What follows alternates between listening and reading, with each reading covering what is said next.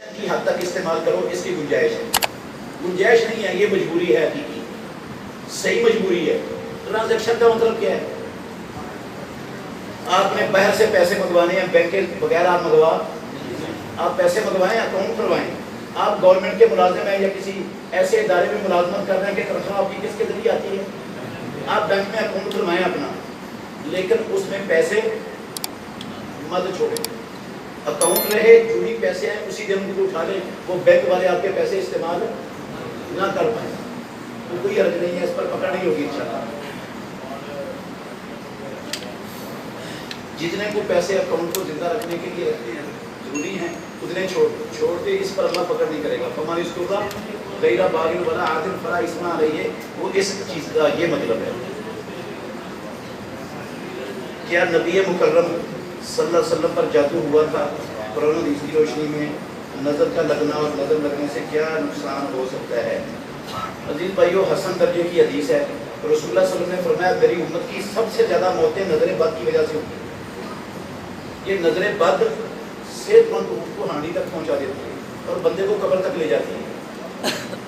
یہ نظر جو لگتی ہے نا، یہ بندے کے اپنے اختیار میں، لگانے والے کے اپنے اختیار میں نہیں ہوتی، لگتی اللہ کی طرف سے ہے۔ لگتی کب ہے؟ جب مجھے اور آپ کو کوئی کسی کی شے اچھی لگی ہے نا، تو میں اس کو دیکھ کر خوش ہو گیا، ماشاءاللہ نہیں پڑا تو میری نظر بھی لگ سکتی ہے، آپ کی نظر بھی لگ سکتی ہے، اولاد کو ماں باپ کی نظر بھی لگ جاتی ہے، اپنی اولاد کو ماں باپ کی نظر لگ جاتی ہے، بہن بھائیوں کی نظر لگ جاتی ہے۔ تو یہ جو نظر ہے نا، نظر رسول اللہ صلی اللہ علیہ وسلم نے فرمایا العین حق، نظر کیا ہے؟ حق ہے، نظر لگ سکتی ہے، یہ رب نے لکھا ہوا ہے کہ اس کو نظر لگنی ہے اور اس نظر سے اس کا نقصان کتنا ہونا ہے، کتنی دیر تک ہونا ہے، اور موت بھی ہونی ہے اس کی، اس سے یا نہیں ہونی، سارا رب نے کیا کیا ہوا ہے، لکھا ہوا ہے۔ لیکن ہمیں کہا گیا ہے کہ اس نظر سے بچاؤ کے لیے آپ اسباب اختیار کریں۔ سمجھ آ گئی؟ آپ کا نقصان بندیاں میں نہیں چلا گیا کہ مولوی طیب نے گانے دی ماج ویکھی کہ پورا تھن ماریا جائے، نفع نقصان دا مالک ہے اللہ، ٹھیک ہے نا جی؟ بندہ ایک گیا، انہیں ماج پوری جاندی سی ویکھی، وہ ماج ڈگ پئی، انہیں ویکھن نال جڑی نظر نال نقصان ہویا ہے، نقصان دا مالک ہی اللہ، نقصان دا مالک اللہ ہے، نقصان بندے دے اختیار چ نہیں، بندے دی نظر چ نہیں۔ میں پہلے کہا بندے کے اختیار میں نہیں ہے نقصان۔ جادوگر جادو کرتا ہے نا، اور جادوگر جادو کرتا ہے نا، تو وہ جادوگر کے ہاتھ میں نقصان پہنچانے کا اختیار نہیں ہے۔ وہ توے پر آگ بنا کر توے پر پیٹھ رکھ کر بیٹھ جائے، وہ ایک بار بھی کسی کا بیکا نہیں کرنے کا اختیار نہیں رکھتا۔ جادو کر سکتا ہے لیکن اس کا نقصان تب ہونا ہے جب اللہ نے چاہنا ہے، اور اتنا ہونا ہے جتنا رب نے چاہنا ہے۔ نظر لگ جاتی ہے لیکن نقصان اس بندے کے ہاتھ میں نہیں ہے، نقصان کس میں؟ رب کے ہاتھ میں، رب کے ہاتھ میں، اتنا ہونا ہے جتنا چاہنا ہے، اور اس وقت ہونا ہے جب رب نے چاہنا ہے، اس سے پہلے کچھ نہیں ہو سکتا۔ دنیا کی تعلیم کے ساتھ دین کی تعلیم حاصل کرنا کیسا ہے؟ اپنے بچوں کو کون سی تعلیم دلوائیں؟ بھئی دین اور دنیا کی دونوں تعلیمیں دلوائیں اپنے بچوں کی۔ دین اور دنیا کی دونوں تعلیمیں ضروری ہیں، دونوں تعلیمیں کیا ہیں؟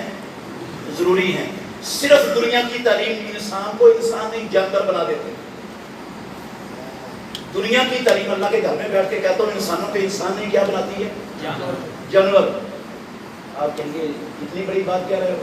ہاں میرے بھائیو اتنی بڑی بات کہہ رہا ہوں، میں دلیل دیتا ہوں، اس کی دلیل دیتا ہوں۔ ہمارے ملک میں دنیاوی تعلیم، جتنے لوگوں کے پاس اعلیٰ دنیاوی تعلیم ہے، بڑے بڑے عہدوں پر بیٹھے ہیں، بڑے بڑے عہدوں پر بیٹھے ہیں، ملک حکومتیں وہ چلا رہے ہیں، ادارے وہ چلا رہے ہیں، بڑے بڑے تعلیم یافتہ، بڑی بڑی ڈگریوں والے، بڑے بڑے اونچے تعلیمی اداروں سے فراغت پانے والے چلا رہے ہیں نا۔ دیانتداری سے بتائیں، رشوت ختم ہو گئی، کرپشن ختم ہو گئی، ملاوٹ ختم ہو گئی، مہنگائی ختم ہو گئی، بے روزگاری ختم ہو گئی۔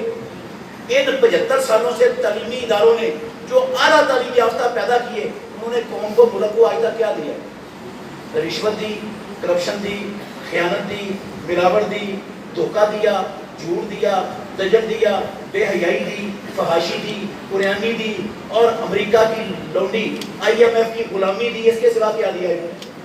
اور جو یہ چیزیں دے وہ انسان ہوتے ہیں یا جانور؟ ہاں، جو رشوت کے بغیر کسی کا کام نہ کرے، حکومت سے الگ تنخواہ لے، گھر الگ استعمال کرے حکومت کا، گاڑی حکومت کی الگ استعمال کرے، اور ہر آنے والے سے کیا اتنی رشوت دے، وہ انسان ہے یا جانور ہے؟ قسم ہے اللہ کی، جانور سے بھی بدتر ہے، وہ جانور بھی نہیں ہے، اس کو جانور کہنا جانور کی بھی توہین ہے، میں اس کو انسان مانتا ہی نہیں۔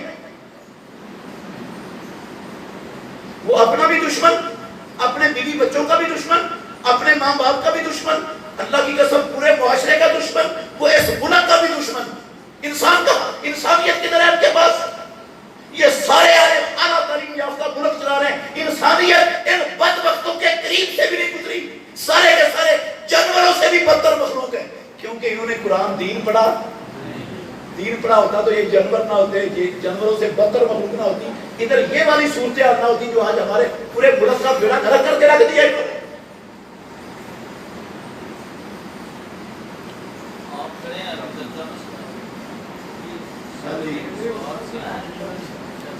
علی اجمیری کو داتا گنج بخش کہنا کیسا ہے؟ غلط ہے بھائی، داتا صرف اللہ ہے، گنج کہتے ہیں خزانے کو، فارسی زبان کا لفظ ہے، بخش کہتے ہیں عطا کرنے والا، خزانے عطا کرنے والا کون ہے؟ اللہ۔ تو جو اللہ کے سوا کسی کو داتا یا گنج بخش کہتا ہے وہ اس کو کیا بناتا ہے؟ اللہ کے برابر رب کا شریک بناتا ہے، شرک ہو جاتا ہے۔ مشرکین مکہ بھی اللہ کی قسم اٹھا کے کہتا ہوں، داتا کس کو مانتے تھے؟ اللہ کو۔ گنج بخش کس کو مانتے تھے مشرکین مکہ؟ اللہ کو۔ کہاں لکھا ہوا ہے؟ سورہ یونس کی آیت نمبر 31، سورہ یونس کی آیت نمبر 31، قل من یرزقکم من السماء والارض، اے میرے محمد ان سے پوچھو مشرکین مکہ تمہیں آسمانوں زمینوں سے رزق کون دیتا ہے؟ دادا کون ہے تمہارا؟ تو وہ کہیں گے کون ہے؟ فَسَيَقُولُونَ اللَّهُ، وہ کہیں گے اللہ داتا ہے۔ مشرکین مکہ داتا اللہ کو مانتے تھے، اور یہ داتا کس کو مانتے؟ قبر میں پڑے ہوئے علی اجمیری کو، جو نہ ان کی سنتا ہے نہ ان کو کچھ دے سکتا ہے، نہ اس کا کوئی اختیار ہے کہ ذرے کا۔ داڑھی فرض ہونے کی کیا دلیل ہے؟ عزیز بھائیو، رسول مکرم صلی اللہ علیہ وسلم جس کام کا حکم دے دے وہ کام کرنا مسلمان پر فرض ہو جاتا ہے، جس کام کا حکم دے دے وہ کیا ہو جاتا ہے؟ کس نے کہا فرض ہو جاتا ہے؟ میں نے نہیں کہا، پیارے پیغمبر نے خود کہا ہے۔ آپ نے فرمایا اگر مجھے ڈرنا نہ ہوتا میں اپنی امت پر مشقت ڈال دوں گا تو میں ہر نماز کے ساتھ ان کو مسواک کرنے کا حکم دے دیتا۔ اس کا کیا مطلب ہے؟ اگر حکم دے دیتے تو پھر فرض ہو جائے گا۔ حکم نے صرف یہ نہیں دیا کہ مشقت نہ پڑ جائے امت پر۔ تو اس سے ثابت ہوا کہ اللہ کے نبی کا حکم کس لیے ہوتا ہے؟ فرض، ماننا فرض ہوتا ہے۔ پیارے پیغمبر نے 5 قسموں کے لفظ سے داڑھی کو معاف کرنے کا حکم دیا۔ آپ نے فرمایا وفر اللحیٰ، داڑھیوں کو معاف کر دو، اوف اللحیٰ، داڑھیوں کو پورا کر دو، عرف اللحیٰ، داڑھیوں کو معاف کر دو، اور وفر اوجز اللحیٰ، داڑھیوں کو چھوڑ دو۔ امام نبوی رحمۃ اللہ علیہ نے صحیح مسلم کی شرح میں ان حدیث کی شرح میں لکھا ہے ان سارے حکموں کا مطلب ہے جیسی رب نے اگائی ہے ویسی رہنے دو، کچھ بھی نہ کہو اسے۔ یہ حکم ہے امام الانبیاء محمد رسول اللہ صلی اللہ علیہ وسلم۔ اور پیارے پیغمبر نے کہا یہ بخاری کی حدیث، یہ ساری حدیثیں مسلم کی ہیں اور یہ حدیث بخاری کی ہے، مجوسیوں کی اور مشرکوں کی مخالفت کرو، اپنی داڑھیوں کو معاف کر دو۔ مجوسی داڑھیاں مونڈتے تھے، مشرک داڑھیاں کاٹتے تھے، مخالفت کیسے ہوگی؟ نہ مونڈا جائے نہ کاٹا جائے تو پھر مخالفت ہوگی۔ حکم ہے محمد رسول اللہ صلی اللہ علیہ وسلم کا، فرض ہے یہ مسلمان کا۔ جو ہو گیا میرے بھائیوں سو، اور میں اللہ کی قسم اٹھا کے کہتا ہوں، اللہ کے گھر میں بیٹھا ہوں، پیارے پیغمبر محمد رسول اللہ صلی اللہ علیہ وسلم نے پوری نبوی زندگی داڑھی کا ایک بال اللہ کی قسم کہیں سے نہیں کاٹا، اور اللہ کے نبی سے حسین نہ دنیا میں بھی آیا اور نہ قیامت تک آ سکتا ہے، وہ داڑھی رکھ کر حسین تھے۔ اللہ نے قرآن میں کہا، قرآن میں 5 قسمیں اٹھا کے کہا، والتین والزیتون وطور سینین وہذا البلد الامین لقد خلقنا الانسان، میں نے اپنی ساری مخلوقات میں سب سے زیادہ حسین شکل و صورت کس کو دی؟ انسان کو۔ اور انسانوں میں عورت کو اللہ نے بغیر داڑھی کے پیدا کیا اور مرد کو داڑھی کے ساتھ حسین بنایا۔ اللہ قسمیں اٹھا کر کہتا ہے میں نے حسین بنایا، اور ہم حسین بنتے ہیں داڑھی مونڈ کر۔ رب کا جو حسین بنانا ہے وہ ہمیں پسند نہیں، نبی کی شکل بھی پسند نہیں، نبی کے دشمنوں خاکے بنانے والے کتوں کی شکل ہمیں پسند ہے، نبی کی شکل پسند نہیں۔ کسی نے مودی سٹائل رکھا ہوا ہے اور کسی نے جو بائیڈن اور جو ہے نا وہ ٹرمپ سٹائل رکھا ہوا ہے، ماشاءاللہ مسلمانوں۔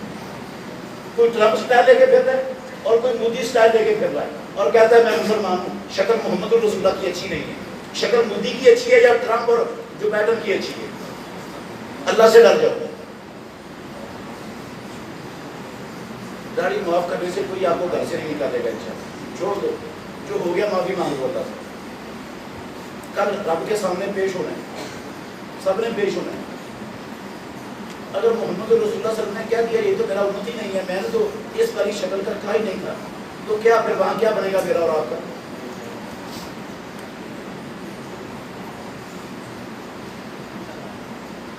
نبی صلی اللہ علیہ وسلم کے دور میں رمضان المبارک کے اندر تہجد کی اذان ہوتی تھی, یعنی سحری کی اذان. رمضان کے علاوہ کوئی ایسی حدیث ہو جس کے اندر یہ واضح ہو, بالکل الفاظ ہوں کسی صحابی نے یا اللہ کے رسول کے دور میں رمضان کے علاوہ اذان ہوئی. یہ غلط فہمی ہے بھائی کی جس نے سوال لکھا ہے. رمضان کی بات ہے ہی نہیں کسی میں, کسی حدیث میں نہیں ہے کہ یہ صرف رمضان میں 2 اذانیں ہوتی تھی رسول اللہ صلی اللہ علیہ وسلم کے دور میں. جو رمضان کا لفظ مجھے دکھا دے گا کسی حدیث میں, منہ مانگا انعام دوں گا. جاؤ چیلنج ہے میرا, مجھے رمضان کا لفظ لا کے دکھا دو ان حدیثوں میں جن حدیثوں میں فجر کی 2 اذانوں کا ذکر ہے. یہ جھوٹ بات ہے. سوال کرنے والے نے محمد الرسول اللہ صلی اللہ علیہ وسلم پر, اور غلطی اس کو کہاں سے لگی ہے میں آپ کو غلطی کی بنیاد بتا دیتا ہوں. غلطی یہ لگی ہے, رسول مکرم صلی اللہ علیہ وسلم نے فرمایا کہ عبداللہ بن ام مکتوم اذان دیتا ہے تاکہ کوئی سویا ہوا ہے وہ کھا پی لے, یا قیام کر رہا ہے وہ قیام اپنا چھوڑ دے. ہاں, حضرت بلال اس لیے اذان دیتی ہے, عبداللہ بن ام مکتوم دیتے ہیں جب فجر صادق طلوع ہو جاتی ہے. تو یہ کھا پی لے, اس سے نکال لیا کہ کھانا پینا کب ہوتا ہے سر, یہ ٹائم رمضان میں. محمد الرسول اللہ صلی اللہ علیہ وسلم کی زندگی میں صحابہ صرف رمضان کے روزے نہیں رکھتے تھے, وہ ہر جمعرات کو بھی رکھتے تھے, ہر سوموار کو بھی رکھتے تھے, ایام 20 کے 3 روزے بھی رکھتے تھے, محرم کے مہینے میں بھی روزے کثرت سے رکھتے تھے پیارے پیغمبر محمد الرسول اللہ صلی اللہ علیہ وسلم. اور اللہ کے نبی جو ہے نا یہ عرفے کا روزہ بھی رکھتے تھے. یہ سارے روزے رکھتے تھے پیارے پیغمبر, صحابہ بھی سارے روزے رکھتے تھے. یہ کہنا کھانا پینا صرف رمضان کے اندر ہوتا ہے, یہ بات ہی غلط ہے. رمضان کا لفظ کسی حدیث میں نہیں ہے, وہ ساری حدیثیں دلیل پورا سال اذان کہنے کی, پورا سال بندہ. کئی صحابہ ایسے تھے, عبداللہ بن عمر ایسے تھے جو ایک دن روزہ رکھتے تھے اور ایک دن ناغا کرتے تھے.